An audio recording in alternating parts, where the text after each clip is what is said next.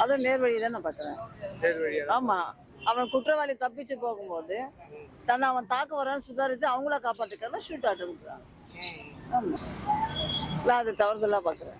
ஏன்னா ஒரு குற்றவாளி தப்பிச்சு போகக்கூடாதுன்றதுக்காக தான் தனியாக அவன் தாக்கிட்டு மறுபடியும் இன்னொரு செயல் தப்பு பண்ணக்கூடாது ஷூட் அவுட் கொடுத்துருக்காங்க. அதாவது முட்டியில சுடுறது அதில் சுடுறது அது பேசுறதெல்லாம் வேஸ்ட். அது அநாகரிக கருத்து. அது நான் சரியான குழந்தை தான் பார்க்குறேன். ஏன்னா அவன் பின்னணிக்கு வந்து காட்டி கொடுக்குற ஷூட் அவுட் கொடுத்துட்டு அவன் தெரியாமே போயிடும் இல்லையா. அவனை சப்போஸ் ஜெயிலில் போட்டாலும் வாக்குமூலம் கொடுக்கும்போது தவறுலாம் என்ன பண்ணுவாங்க, கொடுக்குற டார்ச்சரில் உண்மையும் பேசுவாங்க. ஷூட் ஆர்டர் கொடுத்தா ஃபினிஷிங்ல முடிஞ்சிடும், அவனோட அவன் முடிஞ்சிடும். அதுக்கு பின்னால இருக்காங்க அரசியல் இருக்காங்க. ஆமா, பின்னணி பெரிய ஆளா இருப்பாங்க. ஒருத்தர் இவ்வளவு பேர் ஜாயிண்ட் இருக்காங்கன்னா அதுல ஒருத்தர் செயல்பட முடியாது. லேட்டஸ்டா ஒரு 4 வருஷத்துக்கு முன்னாடி சுவாதி நுங்கமகத்துல இது பண்ணாங்க இல்லையா, அப்போ அவன் வெட்டினவனை ஜெயில தான் வச்சிருந்தாங்க.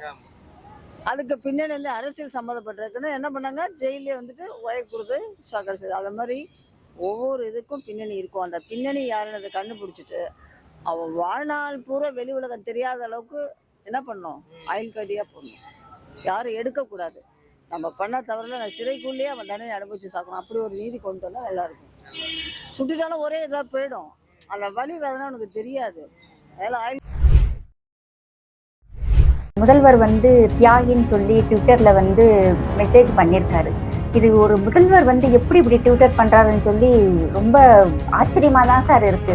இப்ப எவ்வளவு தேவையில்லாம மோகன்ஜி அவர்களெல்லாம் கொண்டு உள்ள வச்சதெல்லாம் வந்து சரியான விஷயமாவே இல்லை. மகாவிஷ்ணு அவர்களை உள்ள வச்சதுமே இது சரியான விஷயமா இல்லை. இப்ப இந்த திருப்பதி பிரசாத விஷயத்துல எல்லாம் இவ்வளவு பெரிய இஷ்யூ போய்கிட்டு இருக்கு. அதுக்கு வந்து ஒரு வார்த்தை கூட அவர் வந்து கண்டனம் தெரிவிக்கல. என்னுடைய கட்சியில 80% மேல இருக்கிற தொண்டர்கள் வந்து இந்துக்கள்னு சொல்றாரு. அவங்க மனசு புண்படுன்னு சொல்லி அவருக்கு அந்த ஒரு எண்ணம் கூட இல்லாம அதை பத்தி ஒரு வார்த்தை கூட பேசல. இன்னைக்கு வரைக்கும் ஒரு வார்த்தை கூட பேசல.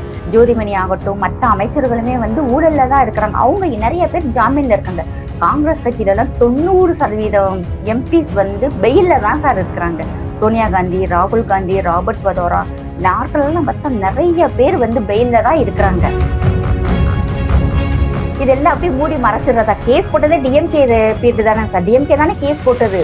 டிஎம்கே கேஸ் போட்டு இவர் வெளியே வந்ததுனாலதான் இவர் தியாகி, பரவாயில்ல நம்மளே கேஸ் போட்டு நம்மளே கூட வச்சிருக்கோம்னு சொல்லி இவர் தியாகி பட்டம் கொடுத்துக்கிறாரா? இவரு தகுதியே இல்லாதவங்கள்ட்ட தான் சார் இந்த பதவி போய் சேர்ந்திருக்கு.